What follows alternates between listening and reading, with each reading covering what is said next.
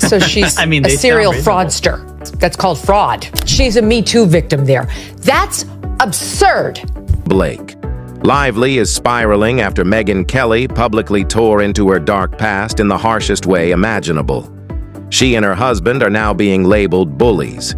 For years, Blake has steamrolled people, shamed them on national TV, and carried herself like she's Hollywood royalty.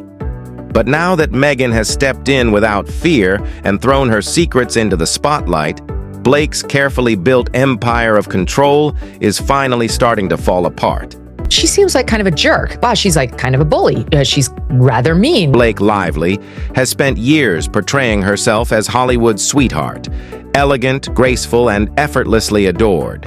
But the truth behind that glowing public image is a rehearsed act.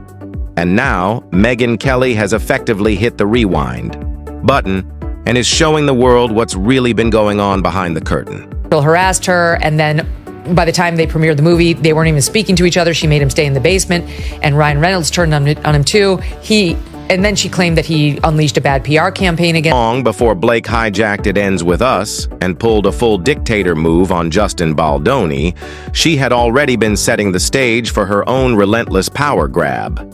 Her controlling tendencies didn't just appear overnight. Wrested his movie away from him and decided to try to hurt him with petty, made-up, out-of-context complaints when he pushed back even in the mildest way. Back in her Gossip Girl days, Blake wasn't just playing a role.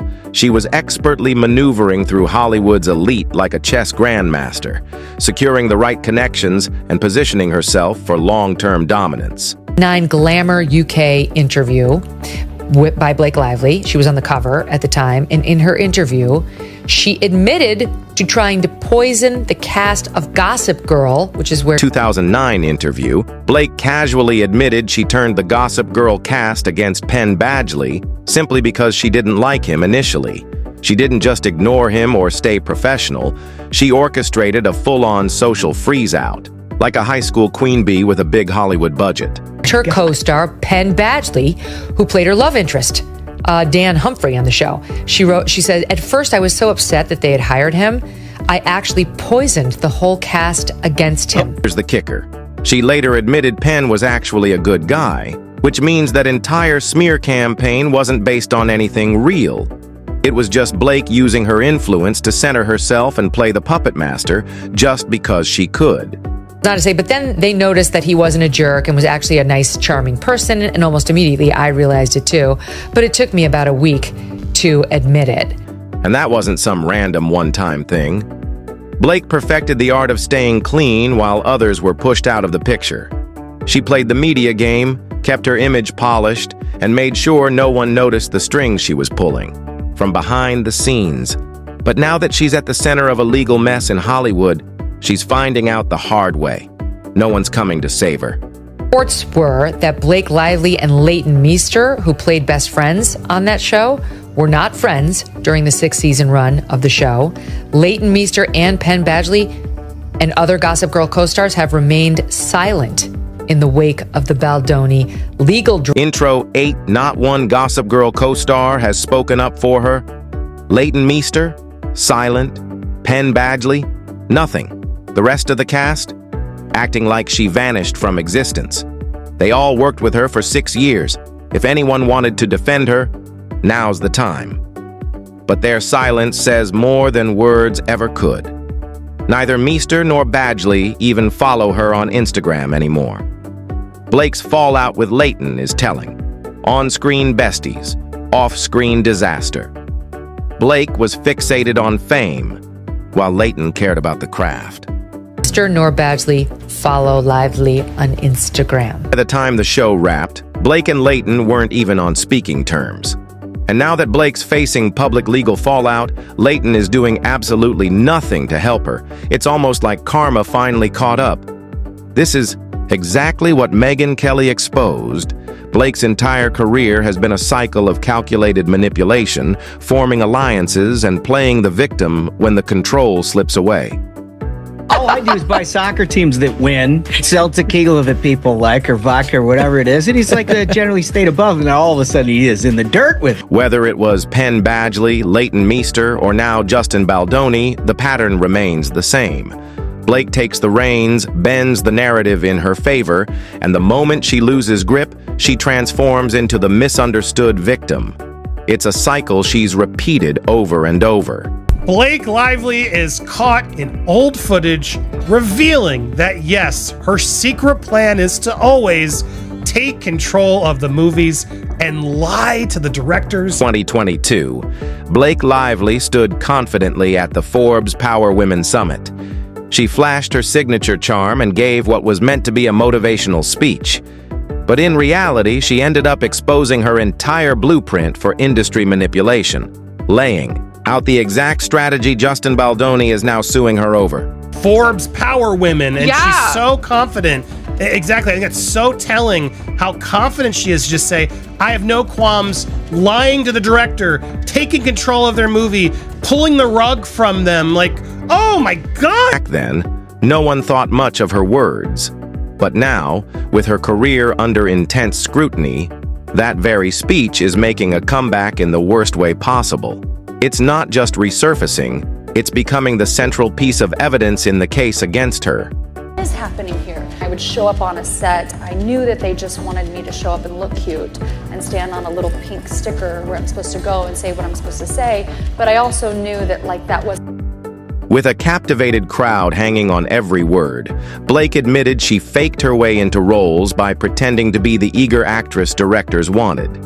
Once she landed the part, she'd start rewriting scripts, making executive calls, and subtly removing others from the decision-making process.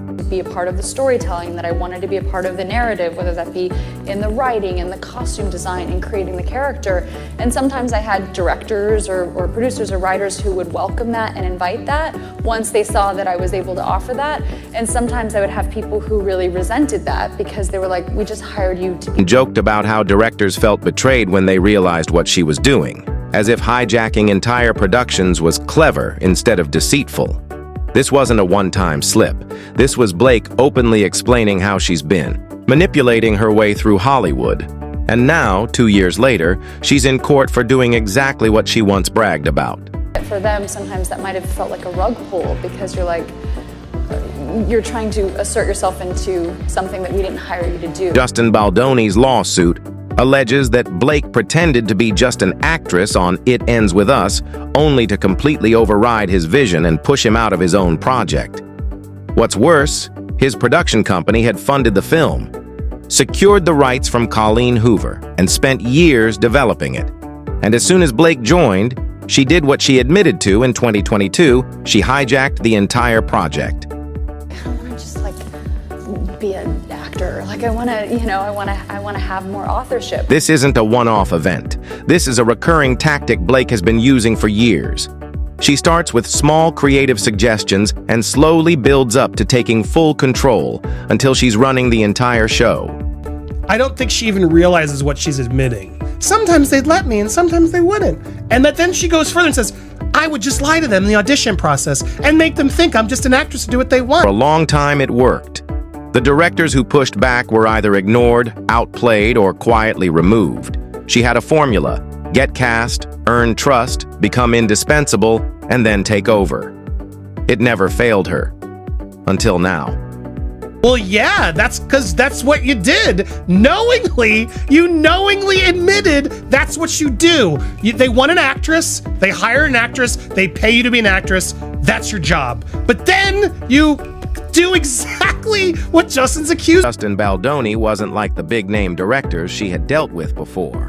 He wasn't a studio-backed powerhouse like Christopher Nolan. He was still building his career, and Blake saw that as an opportunity she could exploit. I just had known this, if this clip had gone viral before, to avoid this whole mess. I'm just the entitlement of her that she thinks this is okay and proudly displaying us. We're women, so we can just lie and cheat and steal our way into control these big movies. First, she played it cool, pretending to be a team player.